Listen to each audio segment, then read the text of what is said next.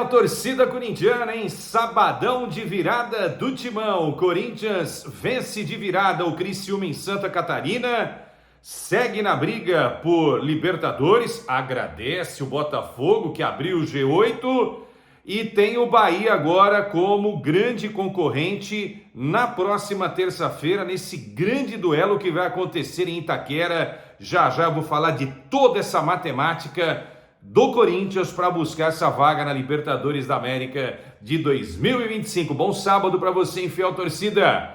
E quanto que já deu de arrecadação, hein? Tá, vai bater 20 mil. Quando eu tô gravando isso daqui ainda, tá nos 20 milhões. 20 mil não, 20 milhões na arrecadação para ajudar a pagar a arena do Corinthians. Vai atualizando e também ajude, hein? Eu já depositei os meus 1.000, tá? Depois eu vou mostrar para vocês o meu certificado, mas vamos falar desse jogo do Corinthians. O Corinthians perdia por 2-0, conseguiu empatar e ainda fez outros 2 gols, fechando o placar por 4-2. Antes do meu comentário, deixe o seu like e ajude a melhorar cada vez mais o nosso canal da Placar aqui no YouTube.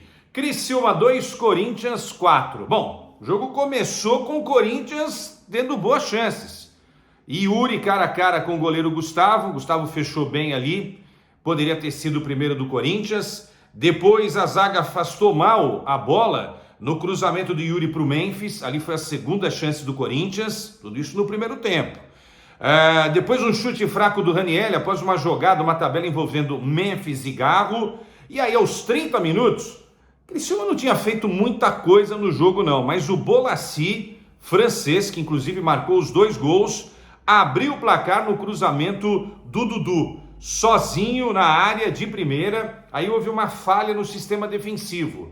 No cruzamento do Dudu, o Bidu não estava na marcação, e dentro da área o Mateuzinho estava mais próximo do Bolassi do que os outros 2 jogadores ali, zagueiros do Corinthians, o Gustavo Henrique e o Ramalho. E aí o Bolassi sabe fazer gol, meus velhos.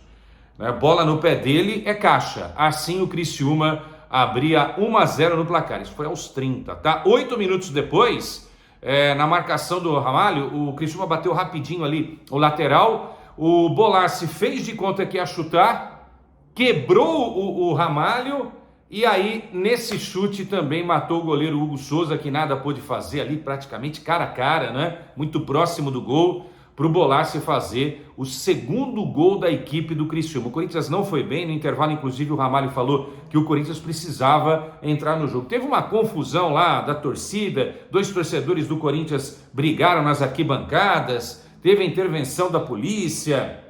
Eu não sei se isso também de alguma maneira incendiou um pouquinho o lado corintiano, que o Corinthians estava fazendo no jogo que não parecia de um time que está lutando por vaga na Libertadores. E aí no segundo tempo voltou com tudo, né? Voltou com tudo e aí conseguiu construir esse baita resultado. Aos 17 minutos, numa saída errada do goleiro Gustavo, o Bidu interceptou e aí cruzou para o Garro, que recebeu e arrematou para o gol, fazendo o primeiro gol do Corinthians, diminuindo o placar 2-1 Criciúma. Isso foi aos 17. A torcida mal estava comemorando, né? Mal tinha terminado de comemorar esse primeiro gol. Aos 19 o Corinthians faz 2-2, empatando a partida, só que dessa vez foi o Garro que recebeu a bola.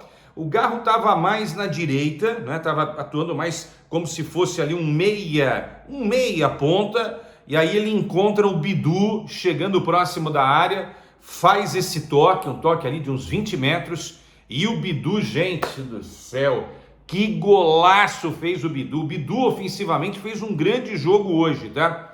Na defesa precisa melhorar alguma coisa, mas hoje não tem que criticar o Bidu, né? Porque ele foi bem ofensivamente, dando passe para gol e fazendo esse que foi o segundo gol de empate do Corinthians no passe do Garro. Daqui a pouco os números de Garro, Yuri e Romero, hein?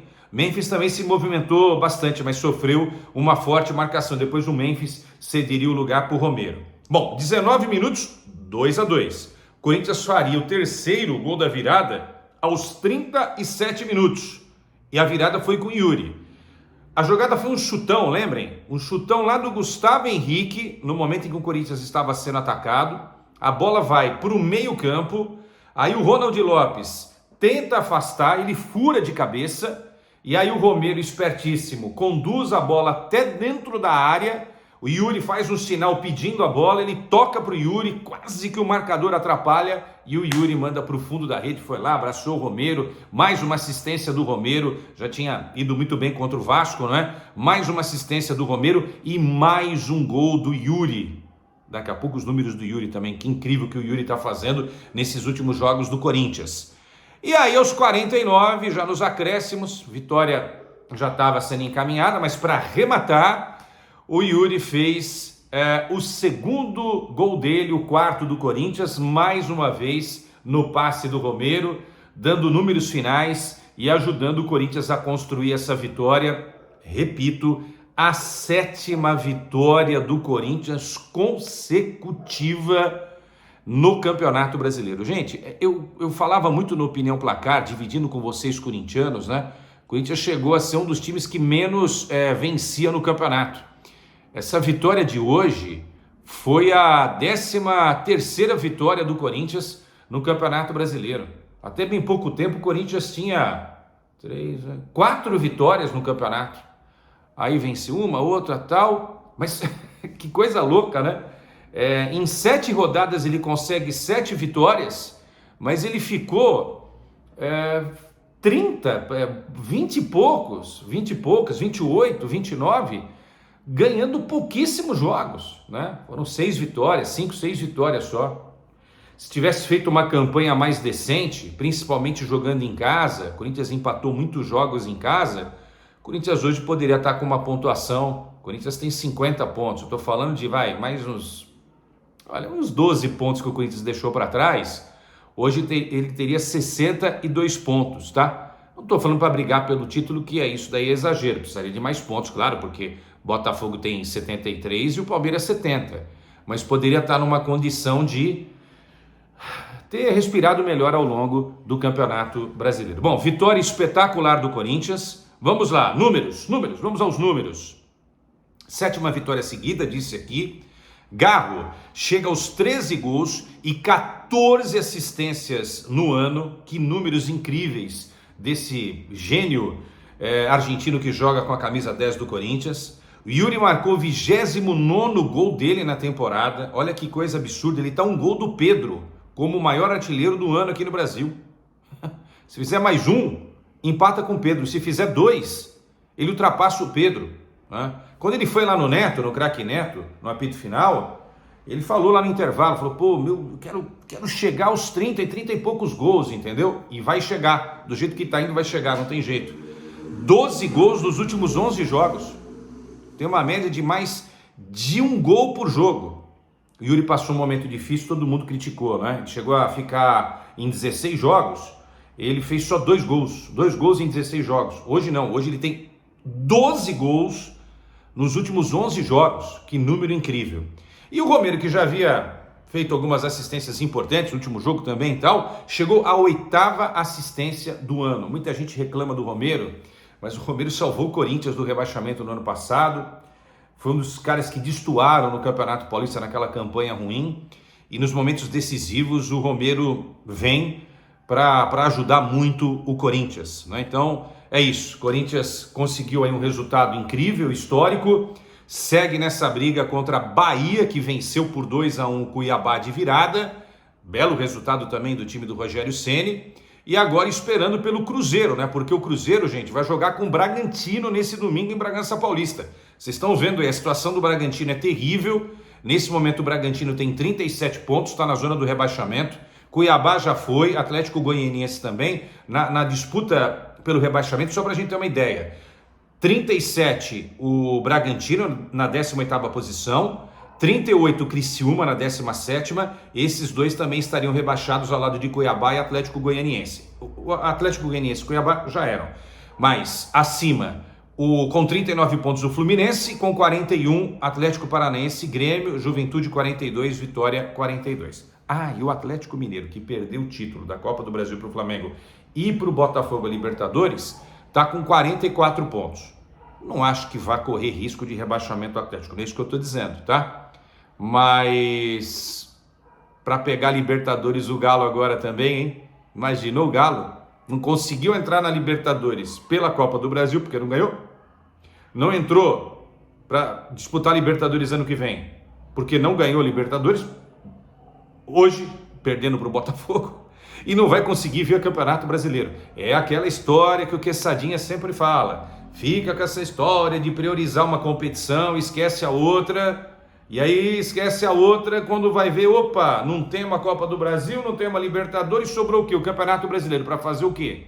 Aí é uma grande decepção, né? Não ganhou título nenhum e ainda não vai conseguir essa vaga para a Libertadores de 2025. A briga pelo G8 está assim. Bom, já classificados, né? O Botafogo, Palmeiras, Internacional, Fortaleza, Flamengo e São Paulo. Esses 6 já estão na Libertadores do ano que vem. O Botafogo entra como campeão da Libertadores e o Flamengo como campeão da Copa do Brasil. Então, abriu aí mais 2 vagas, né? Abriu mais 2 vagas. Então, esses 6 times estão já classificados. São Paulo, Fortaleza, Internacional e Palmeiras. Dentro desses 6 times, né? E aí tem a pré-Libertadores, que nesse momento está ali na faixa das 7ª e 8ª colocações do Campeonato Brasileiro. Hoje seria Bahia classificado com 50 pontos na 7ª posição e o Corinthians com 50 pontos na 8ª posição, tá? Só que o Cruzeiro, como eu disse, né, ainda vai ter que jogar contra o Bragantino. Então o ideal seria para Bahia e para Corinthians que o Cruzeiro seja derrotado pelo Bragantino. E no caso de um empate, ainda assim, não é, Bahia e Corinthians só dependeriam das próprias forças para chegar à classificação. Na terça-feira, estaremos lá em Fiel Torcida em Itaquera, na Neoquímica Arena, para acompanhar Corinthians e Bahia. Hoje, com a visão corintiana, o Corinthians só depende dele para se classificar para a Libertadores, que é uma grande vitória. A segunda grande vitória do Corinthians no ano.